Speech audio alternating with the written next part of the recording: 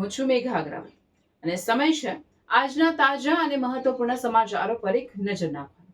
અંકલેશ્વર તાલુકાના ભડકુદરા ગ્રામ પંચાયતની solid waste નિકાલ માટેની ડમ્પિંગ સાઇટમાં અચાનક રહસ્યમય રીતે આગ ફાટી નીકળતા વિસ્તારમાં અફરાતફરી મચી ગઈ હતી।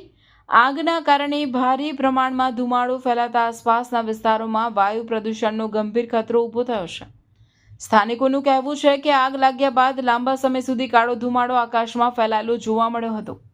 ડમ્પિંગ સાઇટ નજીક આવેલ સ્ક્રેપ માર્કેટના કોઈક અસામાજિક તત્વો દ્વારા કેમિકલ વેસ્ટ ગેરકાયદેસર રીતે ડમ્પિંગ સાઇટ પર ઠાલવી તેને સળગાવી દેવામાં આવી હોવાની આશંકા સ્થાનિકો વ્યક્ત કરી રહ્યા છે।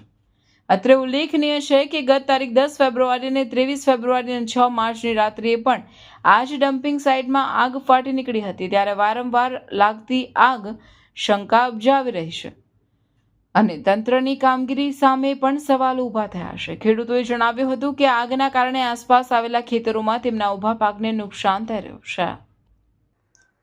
આ ઘટના પાછળ કોઈ અકસ્માત નહીં પરંતુ માનવ સર્જિત બેદરકારી હોવાની પ્રબળ આશંકા વ્યક્ત કરવામાં આવી રહી છે।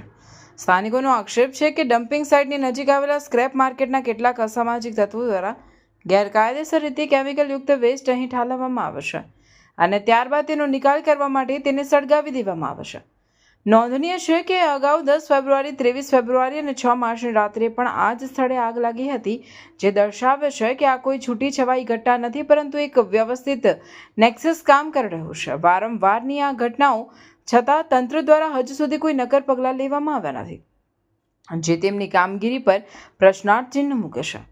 આ આગની સીધી અસર માત્ર પર્યાવરણ પર જ નહીં પરંતુ ખેડૂતોના જીવન પર પણ પડી રહી છે। આસપાસના વિસ્તારના ખેડૂતોએ ભારે આક્રોશ સાથે જણાવ્યું હતું કે ડમ્પિંગ સાઇટમાંથી નીકળતી ગરમી અને ઝેરી ધુમાડાના કારણે તેમના ખેતરોમાં ઉભેલા પાકને મોટું નુકસાન થઈ રહ્યું છે। ખેતીલાયક જમીન અને પાકની ગુણવત્તા બગડી રહી હોવાથી ખેડૂતો આર્થિક પાયમાલી તરફ ધકેલાઈ રહ્યા છે। વારંવાર રજૂઆતો કરવા છતાં તંત્ર મૌન સેવી રહ્યું હોય તેવું જણાય છે।